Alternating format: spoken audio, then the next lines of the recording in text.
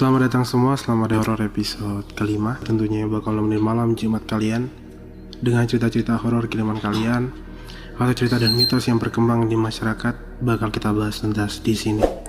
Dan memiliki tanggal 13, konon katanya tanggal yang sakral bagi mereka dalam tanda kutip tidak kasat mata untuk menunjukkan eksistensinya. Dan malam ini aku nggak sendirian, kebetulan di tanggal sakral ini aku ditemani oleh seorang teman. Silakan Mas buat nyapa. Selamat malam Mas Arga. Aku Satrio dari mahasiswa salah satu universitas di Surabaya. Oke, itu tadi adalah perkenalan singkat sedikit dari seorang yang bernama Satrio. Dia ini teman kuliah, teman dari SMA. Yang katanya dia menghubungi aku berapa hari yang lalu ya. Setelah episode 3 keluar dia WhatsApp aku, dia bilang banyak sekali dia mengalami kejadian-kejadian yang bisa dibilang di luar nalar ya Mas ya. Benar sekali. Di luar nalar manusia di kampusnya, benar? Iya. Jadi buat orang Surabaya, kampus, buat yang tahu kampus nanti kalau diceritanya buat yang tahu kampusnya, tolong jangan kalian cari tahu atau kalian datangi atau malah melakukan uji nyali. Karena di situ adalah tempat fasilitas umum untuk orang berkuliah atau pendidikan, jadi tolong mengganggu privasi orang itu tidak menyenangkan. Jadi tolong jangan ganggu privasi, oke? Buat langsung aja kali ya kita ceritain ya. Ya siap Mas. Jadi pasang headset kalian, matikan lampu, tutup pintu, siap membagikan ceritanya. Selamat mendengarkan. Oke. Cerita pertama langsung bisa dimulai Mas. Ini cerita dulu. Cerita pertama itu di kejadian di kampus kan ini? Iya, jadi ini pengalaman pribadi di kampus. Salah satu kampus universitas swasta di Surabaya. Sebenarnya ada beberapa cerita, ada beberapa kasus yang berkembang di kampus ini, tapi saya akan menceritakan sedikit dari cerita-cerita itu. Oke, langsung dimulai ya Mas. ya boleh langsung cerita. Jadi cerita pertama adalah kampus saya memiliki satu ruangan penyimpanan alat musik, dan kebetulan alat musik itu adalah gamelan. Beberapa alat yang termasuk dalam musik gamelan ada tempat khusus di sana, dan itu sudah sejak dulu berada di sana sejak dahulu kala. Jadi termasuk tempat kampus yang paling tua di areal kampus adalah tempat penyimpanan gamelan tersebut. Nah, dulunya tempat itu sering digunakan untuk pagelaran gamelan musik, gamelan, dan cukup berprestasi dan cukup sering dimainkan. Namun seiring berkembangnya waktu, tempat ini sudah tidak lagi digunakan dalam rutinitas kegiatan kampus, melainkan jarang sekali digunakan, bahkan tidak pernah, karena alat musik tersebut hanya dipinjam-pinjamkan, tidak dimainkan di areal itu. Nah, kasus yang berkembang di area, Iya, nanti kita ke atas. Oke. Di areal kampus adalah seringnya alat musik gamelan itu bermain sendiri. Tidak berdasarkan cerita, tapi pengalaman pribadi saya. Setiap saya sepulang kampus, jika ada kegiatan di kampus pada malam hari, selalu saya lewat depan ruang penyimpanan itu, selalu terdengar suara ketukan gamelan tidak tidak tidak keras, melainkan terdengar jelas itu suara gamelan dari dalam ruang tersebut. Tidak ada yang tahu siapa yang memainkan, dan setiap malam ruangan itu tidak ada kegiatan. Jadi mungkin bisa diasumsikan tidak ada hewan, tidak ada ruang terbuka. Jadi misal persepsi adalah hewan atau kucing yang tidak sengaja mengetuk gamelan itu saya rasa tidak memungkinkan. Jadi itu yang kejadian ganjil di areal tersebut. Gamelan yang bermain sendiri, mengetuk sendiri, seperti itu. Dan di cerita lain, dari cerita dari teman-teman, dahulu ada penyanyi dari pagelaran tersebut yang sangat terkenal, bukan dari mahasiswa dari kampus ini tapi dari luar, sangat terkenal dan sangat rutin untuk menyanyikan tembang-tembang melalui gamelan ini. Dan sekarang dia sudah meninggal.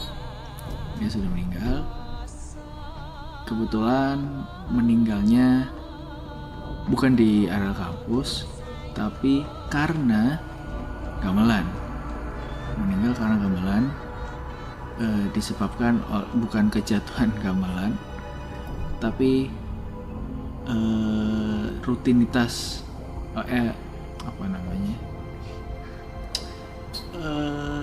intensitas bermain musik gamelan yang sangat tinggi menyebabkan telinga dari penyanyi tersebut pecah, menyebabkan pembuluh darah pecah, pendarahan, akhirnya meninggal di rumah sakit akibat gamelan.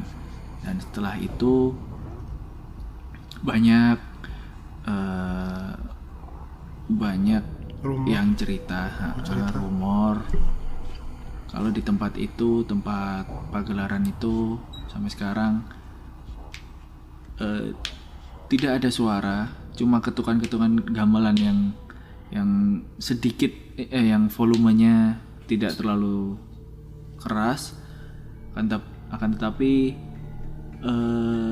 sosok wanita penyanyi ini sering menampakkan dirinya sedang berlenggak-lenggok menyanyikan di panggung pagelaran ruang penyuaran gamelan tersebut. Sering kali mahasiswa melihatnya di malam hari seperti itu. Ini aku tahu tempatnya teman-teman, jadi aku mau klarifikasi sedikit. Ini benar yang di ruangan kecil itu untuk tempat penyimpanan gamelan yang ada lantainya agak naik dikit, benar? Ya benar. Oh. Di situ tempatnya. Jadi kalau aku bisa gambarin kenapa ini bisa dibilang kejadian yang ganjil, kalau memang mungkin tikus atau apa, tempatnya memang tertutup banget, pintunya benar-benar dari kaca dan itu tertutup banget. Gak ada jendela yang kebuka karena ruangannya AC, jadi jendela ketutup semua. Dan yang sebenarnya yang menakutkan dari tempat itu bukan ruangannya tapi bagian belakangnya, Mas. Benar. Karena belakang tuh gelap banget kan, gelap. Iya, benar. Nah, bagian belakangnya tuh gelap banget, aku tahu nih tempatnya. Sebenarnya makhluk halus berinteraksi dengan benda itu cukup benar-benar di luar nalar ya, karena mereka kan dari dimensi berbeda. Dan menyentuh benda nyata, benda padat dari dimensi kita. Dan itu jarang terjadi ya, Mas. Wow. Lumayan baru mulai ya, baru berapa menit kita mulai udah hawanya udah berubah jadi ruangan ini.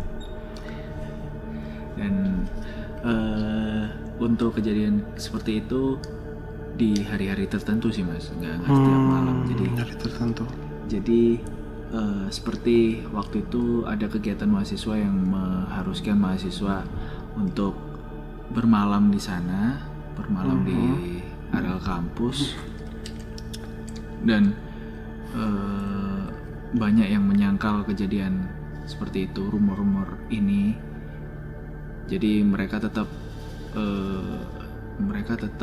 tinggal atau menginap di ruangan tersebut karena berpikir bahwa itu tidak mungkin terjadi. Tahayul ya, dianggap tahayul. Mana ada gamelan bunyi sendiri itu kan nggak masuk akal. Nah, waktu kegiatan tersebut mereka bermalam di sana dan baru sih kejadian ini baru, jadi saya hafal. Berapa ini? Sebulan? 2 minggu yang lalu. Baru banget ini, fresh banget ya ceritanya berarti. Jadi saya bukan saksi, tapi saya mendengar kabar ini dari mahasiswa tersebut yang bersangkutan. Jadi dia mengatakan bahwa saat dia tidur di ruangan gamelan tersebut, bentar. Anak ini tidur di ruangan gamelan itu? Iya, karena tidak ada tempat untuk menginap di kampus, di kelas tidak diperbolehkan, jadi di ruangan gamelan yang waktu itu juga dijadiin base camp dari panitia. Kebetulan mereka panitia, jadi mereka tidur di sana. Nah, tepat pukul jam 1 atau jam 2 malam di kampus itu, di ruang gamelan tersebut, salah satu gong dari gamelan itu bunyi, dan dia tidak ramai-ramai di tempat itu karena yang lain di ruang yang lain. Jadi dia di ruang tersebut 2 orang bersama temannya, satu lagi, dan sama-sama tidur. Bunyilah gong di ujung ruangan. Mereka pun sontak kaget, memeriksa. Ternyata tidak ada tanda-tanda setelah dipukul oleh seseorang. Biasanya atau getar kan ya? Iya, seseorang atau angin pun tidak ada. Alat pukul pun masih stay di tempatnya, tidak terberantakan di mana-mana, dan tidak ada hewan sama sekali.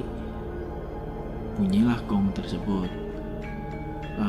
Saat mereka masih tidak percaya dan melanjutkan tidur, dan uniknya adalah gong tersebut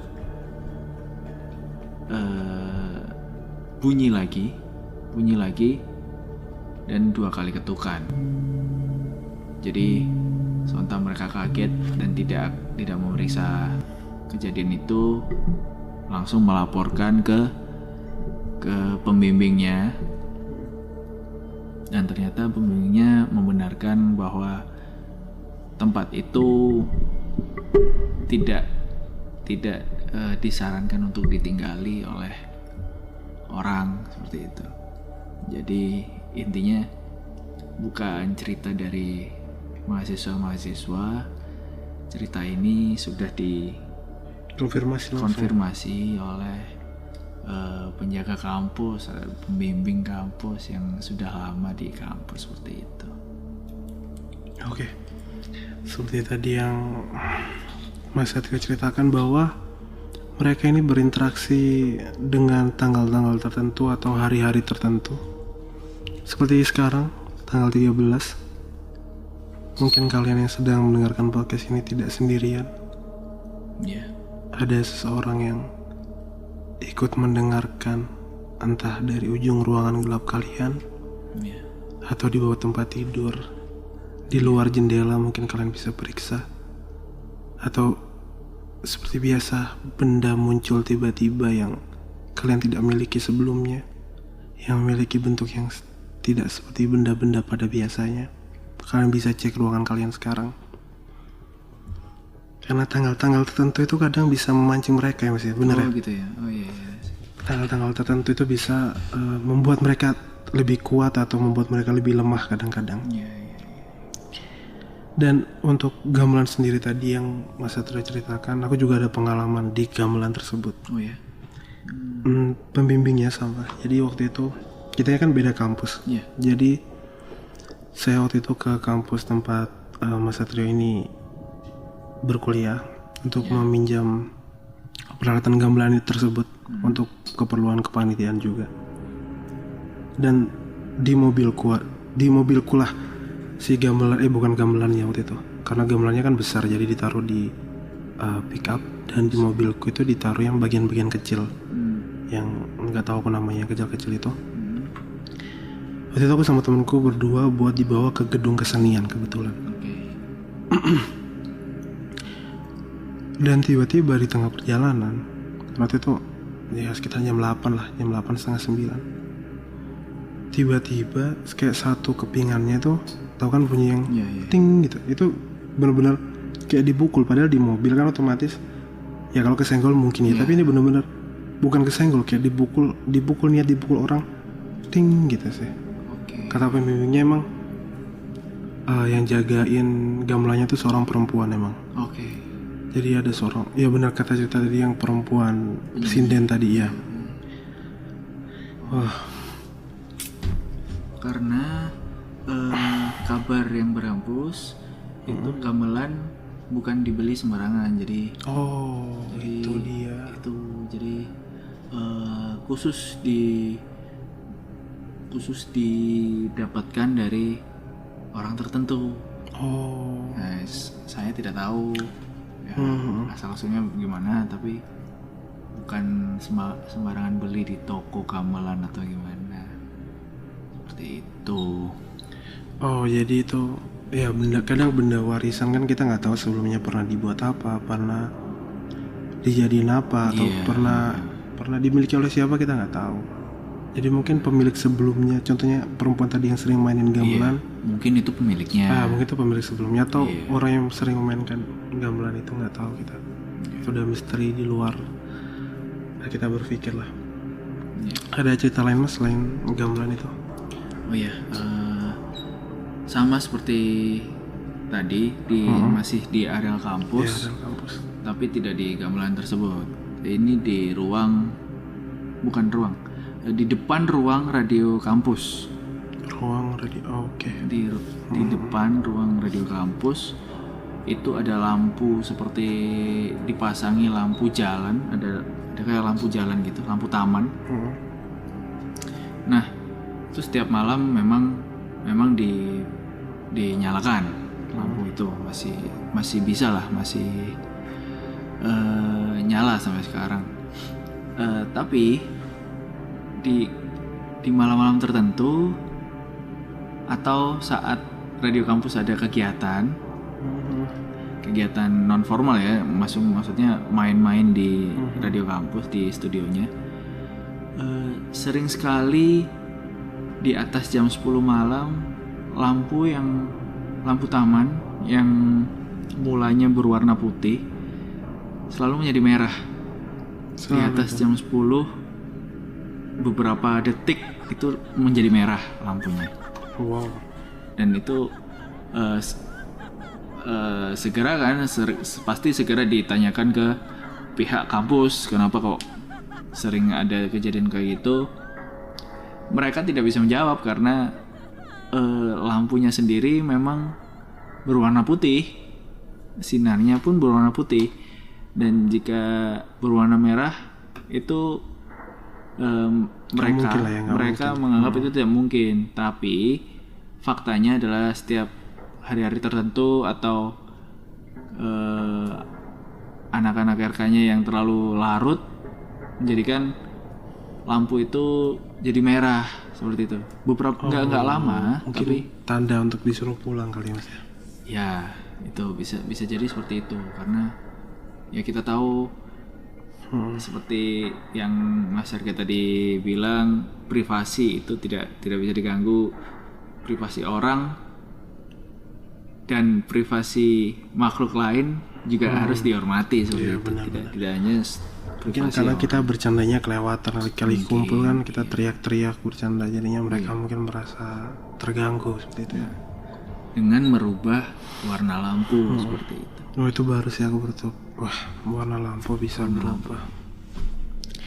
Seperti itu. Jadi bagi kalian yang di rumah mungkin larut malam masih pesta atau masih bercanda sama dengan teman-teman. Ketahuilah bahwa makhluk di dunia ini bukan hanya manusia, ada makhluk lain, jin dan lain-lain.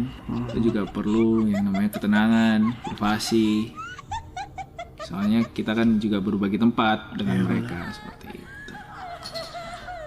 Ngomong-ngomong soal berbagi tempat, yang lagi dengerin ini sama teman-temannya, mungkin bisa dicek apakah itu benar teman kalian yang lagi dengerin bareng. Atau malah teman kalian sebenarnya udah izin buat nggak bisa ikut kalian kumpul. Nah terus siapa yang lagi sama kalian sekarang?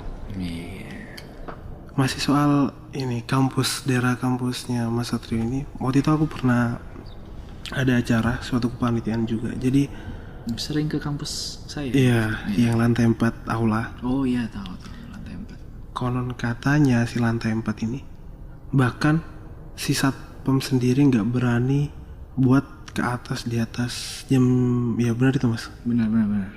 Oh iya tahu. Katanya satpam nggak berani buat ke lantai 4 di atas, nggak tahu antara maghrib atau jam 8 malam. Pokoknya malam satpam nggak ada yang berani naik sendirian ke lantai atas. Wow. Nah, dan waktu itu karena nggak ada ruangan lain, ruangan di kampus saya sendiri penuh, akhirnya aku bersama teman-temanku mutusin ya udah kita pakai ruangan itu aja, nggak masalah. Karena waktu itu kita mikirnya nggak ada lah hantu-hantuan gitu kan, nggak ada lah. Yang penting acara jalan gitu. Kemudian kita moving pindah barang-barang ke sana. Malam-malam nih kejadiannya Mas. Ini saya lupa ingat karena udah sekitar 2 tahun yang lalu kejadiannya. 2 tahun yang lalu. Habis pindah barang, masukin barang. Kan depan tuh cermin ya? Iya. Nah, cermin, bener kan cermin.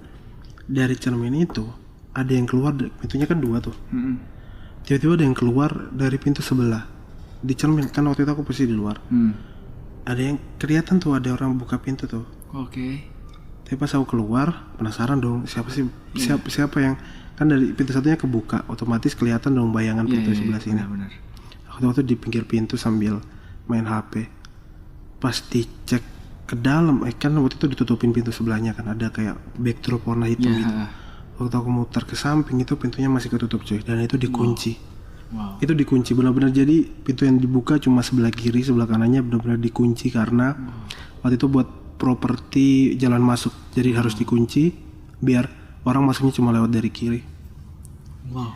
Dari itu aku nggak berani cerita ke siapa-siapa, jadi kayak ya karena waktu kita lihat hal seperti itu, kadang kita mau cerita tuh ngerasa pasti nggak dipercaya. Antara nggak dipercaya, terus ngerasa ya udahlah ntar dulu aja lah ceritanya gitu. Karena waktu kita berpapasan atau berhadapan seperti yang aku bilang di minggu kedua kalau nggak ketiga lupa, episode kedua. Kenapa kalau kita pas berpapasan dengan seperti makhluk dalam tanda kutip tidak kasat mata ini, kita selalu dalam keadaan nggak sadar ya kalau kita lagi lihat itu, kayak oh ya udah gitu. Pas baru selesai lewat, oh iya baru kita sadar apa itu dia gitu, baru gitu, bener. Nah ada satu contoh. Oh iya. Sama di lantai 4 ada fotonya. Oh ada fotonya. Bisa lihat di putih yang di belakang putih, seperti pakai jubah putih asap. Nah itu nyata real dan ke shoot kamera, ke foto. Jadi nah ini ceritanya kami semua selesai main band. Latihan band di lantai 4 kebetulan. Kami iseng aja foto dulu di depan kaca, kan ada kaca di situ kan. Iya benar. Ya foto dulu yuk, iseng. Setelah nggak ada apa-apa, nggak ada firasat apa atau yang merinding gimana, nggak ada sama sekali. Anjir sih ini. Setelah di foto kita nggak ngecek sih, kita nggak ngecek fotonya gimana, kita langsung post aja ke Instagram. Kalian bisa cek Instagramnya di nanti aku post dengan podcast ini beredar, aku bakal story, kalian bisa cek di @argase, kalian bisa cek. Nah, setelah foto itu kecetak di HP, terlihat sosok putih seperti jubah dan berwarna gelap ya, mukanya gelap ya. Iya, kayak ada mukanya sih, tapi mukanya gelap, tapi nggak jelas. Iya, berasap ya. Itu mungkin asap atau apa, tapi mukanya nggak jelas, hitam, dan itu berada ikut nimbrung kita foto di belakang. Wow, jadi ini bisa di screenshot nggak mas ini mas? Bisa. Oke, sorry. Nah, Oke, sip, mantap. Setelah kita foto tersebut, kita cek, setelah di post, kita cek, wow, itu viral di kampus ini.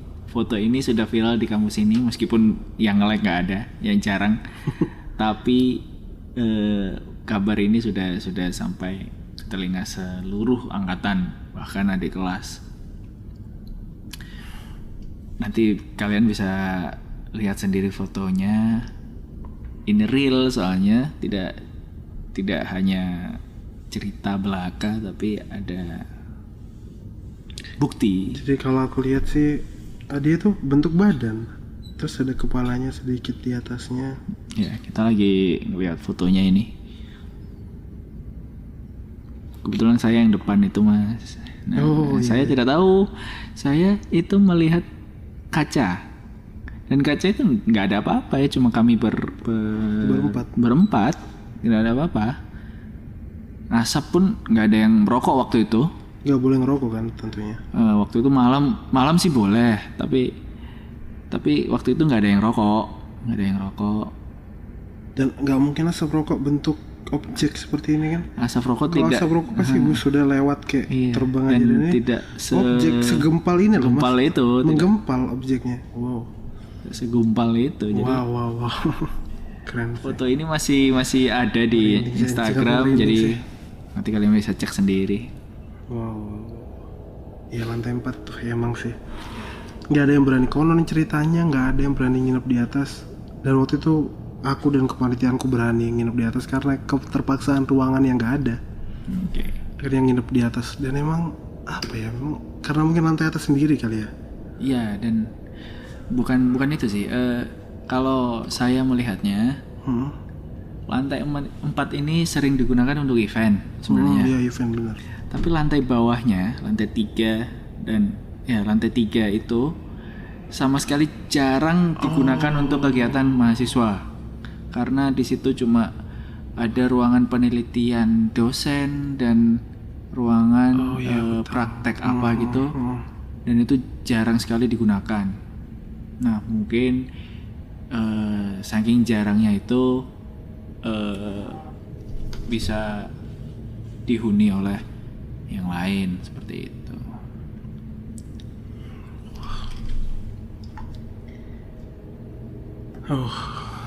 Udah merinding banget sih nih. Gila-gila habis lihat fotonya. Bener-bener. Saya nggak nyadar ada foto itu, ada gambar itu.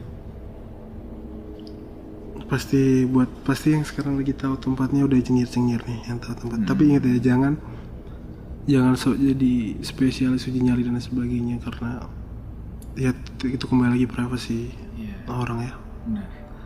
Jangan tiba-tiba datang bawa kamera terus ngerekam sana sini. Itu kampus juga soalnya. Oke. Ada yang mau diceritain lagi mas? Atau mungkin cerita yang saya hafal itu hanya itu, tapi banyak sekali cerita-cerita yang lain yang berkembang di kampus saya yang bisa diceritakan mungkin orang lain, nanti teman saya atau gimana. Tapi the most scary itu ya, scariest story, yaitu tadi ada tiga cerita. Lokasinya ada di ruang gamelan, depan radio kampus dan lantai 4 aula. 4 aula. Iya. Oke. Tadi cerita untuk malam hari ini, interview dengan Mas Satrio yang di tempat kuliahnya banyak sekali mengalami hal-hal yang bisa dibilang di luar nalar ya, karena seperti gamelan bunyi sendiri, lampu yang berubah jadi merah tiba-tiba padahal lampu bohlamnya warna putih. Yang setelah dikonfirmasi memang bahkan pihak yang berwajib saja di daerah situ tidak tahu gimana caranya, atau tidak bisa dijelaskan dengan logika gimana caranya lampu ini berubah jadi warna merah. Kalau aku yang bisa nangkep dari ceritanya adalah kita sebagai manusia harus bisa lah menjaga, memang derajat kita paling tinggi, tapi setidaknya kita memberikan mereka privasi juga lah, ketenangan, tidak berbicara seenaknya, itu juga jelek di mata manusia, pun berbicara kotor itu jelek, bagaimana di mata mereka. Jadi tetap jaga omongan sih di tempat-tempat umum, aku rasa yang kita nggak tahu itu dulu tempat bekasnya apa gitu, kecuali memang itu rumah kita yang kita bangun dari tanah kosong, yang bahkan tanah kosong pun kita nggak tahu itu dulu bekas apa. Jadi lebih baik jaga perkataan dan sikap lah dimanapun tempat kalian berada. Aku rasa itu udah 30 menit juga aku ngomong. Dan Mas Satrio, terima kasih untuk Mas Satrio sekali lagi. Ya, sama-sama Mas. Kita kan sering-sering interview seperti ini, mungkin dengan orang-orang lain yang lebih mungkin bisa menceritakan hal yang lebih horor lagi. Hati-hati setelah ini. Mungkin setelah kalian mendengarkan cerita ini, kalian sendirilah yang mengalami di tempat kalian saat ini. Terima kasih. Selamat malam.